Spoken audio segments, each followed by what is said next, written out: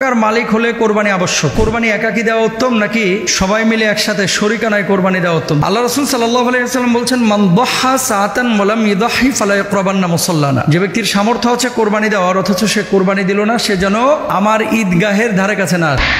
নাউজুবিল্লাহ। মানে সামর্থ্য থাকা সত্ত্বেও কেউ যদি কোরবানি না দেয়, এখন এটার সামর্থ্য কোন সামর্থ্যের কথা বলা হয়েছে হাদিসের মধ্যে? এখানে আপনাকে বুঝতে হবে, জাকাত আবশ্যক যাদের উপরে, জাকাত ফরজ, একটা মূলনীতি মাথায় রাখবেন, জাকাত ফরজ যাদের উপরে, কোরবানি ওয়াজিব তাদের উপরে। তবে জাকাতের নেশাবটা 1 বছর থাকা জরুরি। কোরবানির নেশাব 1 বছর না, মাত্র 3 দিন থাকা জরুরি। এটা আপনাদেরও জানা দরকার। কয়দিন থাকা জরুরি? 3 দিন। কোন 3 দিন? জিলহজ্জের 10 তারিখ, 11 তারিখ এবং 12 তারিখ। এই 3 দিন যদি পরিবারের খরচের বাইরে নেশাব পরিমাণ সম্পদ আপনার কাছে থাকে, নেশাব কি? 52.5 তোলা রৌপ্য, 7.5 ভরি স্বর্ণ। 7.5 ভরি স্বর্ণের মূল্য কত? 7.5 ভরি স্বর্ণের মূল্য এখন প্রায় 7 লক্ষ টাকার মতো।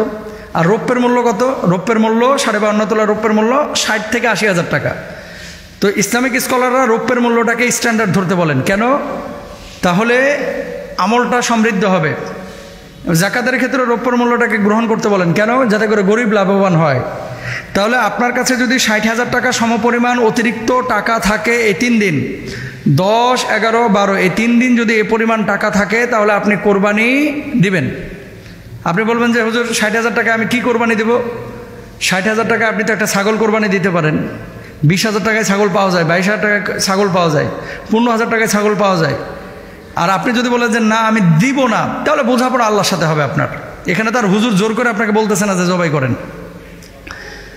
আর যদি আপনি 7 লক্ষ টাকার হিসাব করেন স্বর্ণের মান হিসাবে, তাহলে কিন্তু অধিকাংশ মানুষের উপরে কোরবানি আবশ্যক নয়। 7 লক্ষ টাকা কয়টা মানুষের আছে?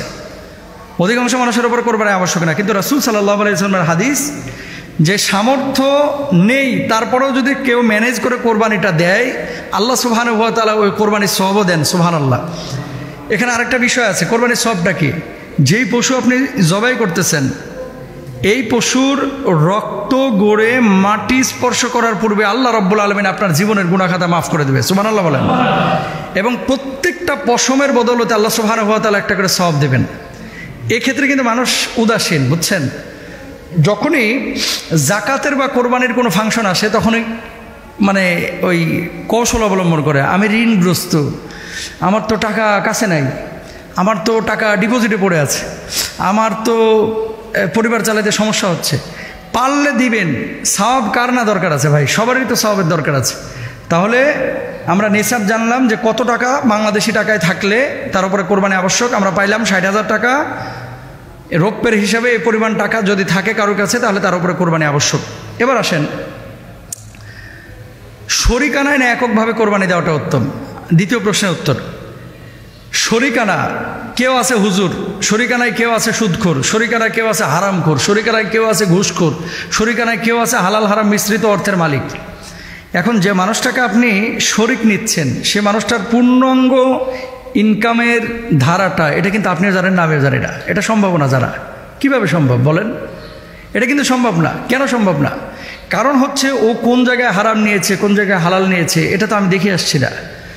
আপনি ধরেন হালাল টাকায় পশু কোরবানি দিচ্ছেন, একটা গরুতে 1 ভাগ নিয়েছেন, আরেকজন সুদখোর 1 ভাগ নিয়েছে।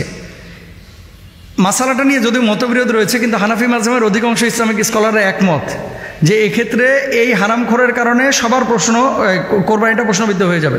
তবে মিশরের কয়েকজন ইসলামিক স্কলার তারা বলতেছেন যে না, যে ব্যক্তি হারাম খেয়েছে শুধু তার কোরবানিটা হবে না, আর যিনি হালাল খেয়েছেন তার কোরবানি হয়ে যাবে, কারণ তিনি তো আর জানেন না।